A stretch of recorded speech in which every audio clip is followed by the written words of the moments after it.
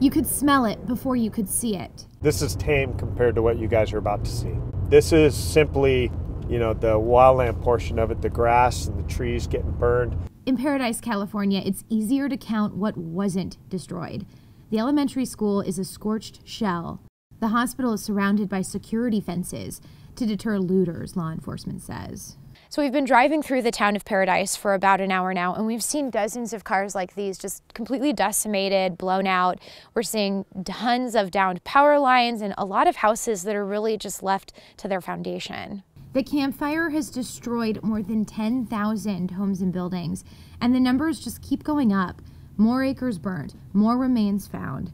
Now Paradise is closed off as crews work full-time to search for remains.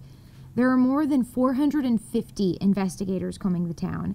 Sheriff Corey Honey says they've also hired a rapid DNA analysis company to help with IDing remains. We came up and it took our breath away. I mean, the devastation is just so great out there. It's everywhere. Well, this is the most severe fire I've ever seen. This here is a prime example of one of the big dangers on why we're concerned on letting citizens back into the community of Paradise, Concal, and Magilla, because this is exactly what we're scared of. What happens is the deep roots into this thing leave holes like we can see over here, and the fire burned down in there. So it just sits down in there and smolders and smolders and slowly eats away at the inside of this trunk.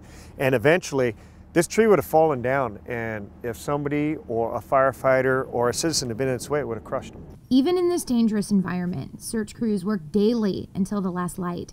Sundown in Northern California is just before 5, and a thick haze worsens visibility. The National Weather Service says light winds and a layer of warm air higher in the sky is trapping the smoke low to the ground. There's a chance of rain near Thanksgiving, and that's a bright spot for first responders. The rain, that is. They're already planning on being out here, working through the holidays.